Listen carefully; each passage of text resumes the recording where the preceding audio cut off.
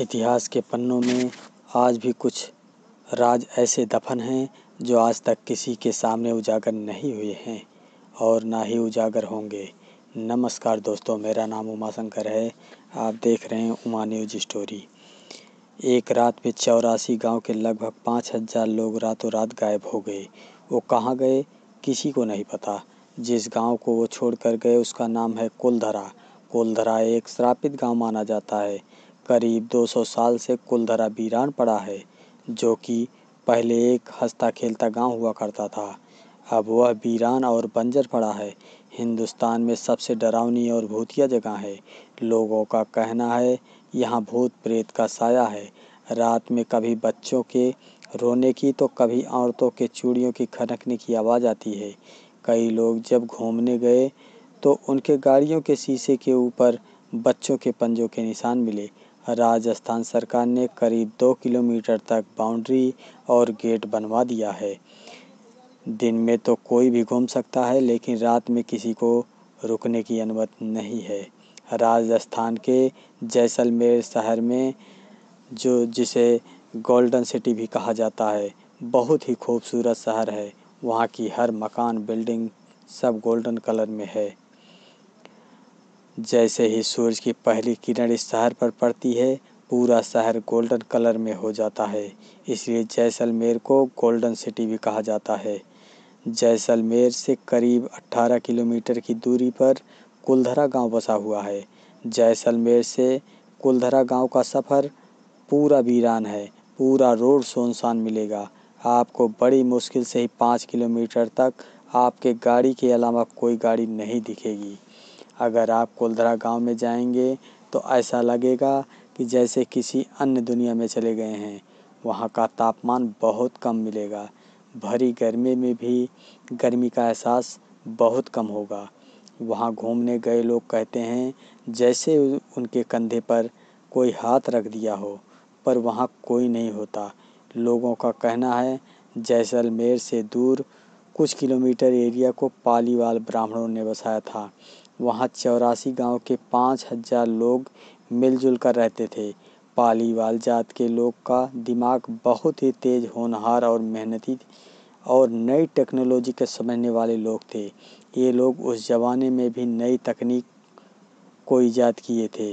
ये लोग नई टेक्नोलॉजी के साथ ही घर बना रखे थे, जो घर आज भी मौजूद हैं। ऐसा लगता है कि बिल्कुल नए घर हैं। गर्मी के दिनों में भी उन घरों से ठंडी हवाएं आती है और गर्मी का एहसास नहीं होता है। पाली ब्राह्मणों का मेन पेशा खेती करना, पशुओं को पालना और एक नई तकनीक का इस्तेमाल किए थे। वहाँ रेत में बारिश का पानी गायब नहीं होता था, बल्कि एक खास जगह जाकर इकट्ठा हो जाता था, जिससे वो रेगिस्तान इलाके में भी खेती करने में कामयाब हुए। वो भी कोई मामूली फसल नहीं, बल्कि अच्छी उन्नत की फसल को उगाए। वो वहाँ पर बावड़ी और तालाब भी बनाए, जिससे बरसात का पानी वहाँ इकट्ठा होता है और उसका प्रयोग खेती में करते थे। जो भी तालाब और बावड़ी आज भी मौजूद है वहाँ पे। तो ऐसा क्या हुआ कि इतना उन्नत और विकसित एरिया वीरान हो गया? उसका कारण था कुलधरा का दीवान सालम सिंह। सालम सिंह एक क्रूर दीवान था। कुलधरा उसी के प्रशासन में आता था। उसके क्रूर होने के पीछे भी एक कहानी है। जब वो 11 साल का था, तब वह उसी के सामने उसके पिता का गला काटकर हत्या कर दिया गया था, वो भी राजद्रोह के आरोप में। उसके पिता भी जैसलमेर के सोनार किले में दीवान थे। उसके बाद ही वह इतना क्रूर हो गया था। वह पूरे सोनार किले पर कब्जा करना चाहता था। उसने सोनार किले से कुछ दूरी पर अपना महल बनवाया, लेकिन अपने महल की ऊंचाई सोनार किले से भी ज़्यादा कर दी। लेकिन वहाँ के राजा को यह बात बहुत बुरी लगी कि सोनार किले से ज़्यादा ऊंचाई उसकी किले की थी। तब राजा ने सालम सिंह के महल की 2 मंजिला की ऊंचाई तोड़वा दी। सालम सिंह की कदकाठी किसी हैवान से कम नहीं था। सालम सिंह का कपड़ा आज भी वहाँ मौजूद है। एक दिन सालम सिंह राज के दौरे पर गया था। अचानक उसकी नज़र वहाँ के पुजारी के बेटी पर पड़ी और उसकी नीयत खराब हो गई। उस लड़की को पाने के लिए बहुत कोशिश की और तरह तरह के लगान भी लगाए जिससे पालीवाल ब्राह्मण झुक जाएं और वह अपने मंसूबों में कामयाब हो पाए। लेकिन पालीवाल ब्राह्मण बड़े ही बुद्धिमान और उन्नत किस्म के लोग थे जो कि सालम सिंह का मंसूबा कामयाब नहीं होने दिए।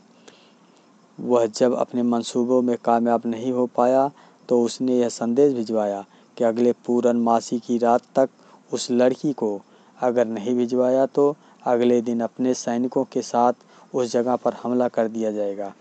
यह सुनकर पालीवाल के लोग बहुत परेशान हो गए। उन्हें समझ नहीं आ रहा था कि अब करना क्या है, क्योंकि पूरनमासी की रात आने में कुछ ही समय का वक्त बचा हुआ था। हर आदमी अपने हिसाब से सुझाव दे रहा था, मगर उसके पास अब वक्त नहीं था। फिर पूरे 84 गांव वाले मिलकर एक मंदिर में पंचायत बुलवाते हैं। पंचायत में लोग अपनी अपनी राय देते हैं, तो हम लोग एक साथ मिलकर लड़ेंगे। लेकिन कुछ हजार लोग इतनी बड़ी सेना का सामना नहीं कर सकते थे, तो किसी ने कहा कि वह परिवार गांव छोड़कर चला जाए। लेकिन लोगों को पता था कि अगर ये परिवार चला भी जाएगा तो इन गांव वालों पर बहुत जुल्म ढाया जाएगा जो लोग बर्दाश्त भी नहीं कर पाएंगे। अंत में 84 गांव के लोगों ने फैसला लिया कि हम खामोशी के साथ इस गांव को छोड़कर चले जाएंगे। उनका कहना था कि हम इज्जत का सौदा कभी नहीं करेंगे, चाहे जो भी हो जाए। पहले और आज के लोगों में बहुत फ़र्क है। आज के लोग अगर किसी के साथ गलत हो रहा हो तो वो कभी नहीं बोलेंगे उसके खिलाफ़, और पहले के लोग खुद सोचिए अपनी इज्जत का सौदा नहीं किए और सब लोग एक दूसरे का साथ दिए। तब लोगों ने फैसला किया कि बिना देरी किए वो उसी रात को गांव छोड़कर चले जाएंगे और लोगों को कहा गया कि जो बहुत ही कीमती सामान हो वही साथ लेकर चलें, बाकी सामान यहीं छोड़ दें। लोगों ने ऐसा किया भी। जो कीमती सामान था वही ले गए, जिसका बर्तन जैसे था वैसे ही छोड़ दिए, जिसका कपड़ा सूखने के लिए छोड़े थे वैसे ही छोड़कर चल पड़े। तो कोई चूल्हे में जलती आग पर खाना बनाते वक्त वैसे ही छोड़कर चले गए और अपने हंसते खेलते गांव को खामोशी के साथ वैसे छोड़कर उसी रात एक कतार में चल दिए। और जाते जाते उन्होंने श्राप दिया, आज के बाद यह गांव कभी नहीं बस पाएगा और जो भी बसेगा उसका बुरा ही होगा। उसके बाद 3 दिन गुजर गए, वह लड़की सालम सिंह की हवेली पर नहीं आई। तब अगले दिन सालम सिंह गुस्से में अपने सैनिकों के साथ उस गांव की तरफ गया। जब वह कुलधरा के पास पहुंचता है तो उसे चारों तरफ सन्नाटा ही नजर आता है। वह पूरे 84 गांव को छान मारता मगर एक भी शख्स नहीं मिलता है। बाद में सालम सिंह अपने सैनिकों से वहां पर खुदाई भी करवाई और बहुत कुछ मिला भी, क्योंकि पालीवाल लोग बहुत ही रईस और धनी थे। फिर कुछ लोग वहां बसने की भी कोशिश की मगर उनके साथ अच्छा नहीं हुआ। कहते हैं जो एक भी रात वहां रुका अगला सुबह वो देख नहीं पाया। 2013 में पैरानॉर्मल सोसाइटी के लोग भी वहां गए थे अपनी डिवाइस को लेके, जिससे वो निगेटिव एनर्जी की जांच करते हैं। वो जांच करने के को कह रहे थे कि यहाँ निगेटिव एनर्जी रहती है और वो बताए यहाँ पर कोई ऐसी चीज़ें हैं जो निगेटिव हैं। पालीवाल लोग यहाँ से कहाँ गए, इतिहासकारों का कहना है यहाँ से जाने के बाद वो अलग अलग प्रांतों में जाकर बस गए। तभी से गांव सुनसान और वीरान हो गया और भूतिया जगह में बदल गया। तो ऐसी ढेर सारी रोमांटिक कहानियाँ सुनने के लिए आप हमारे चैनल को सब्सक्राइब करें, लाइक करें। अगर कोई सुझाव हो तो हमें कमेंट करें। तो आज के लिए इतना ही, हमें दीजिए इजाज़त। जय हिंद, वंदे मातरम।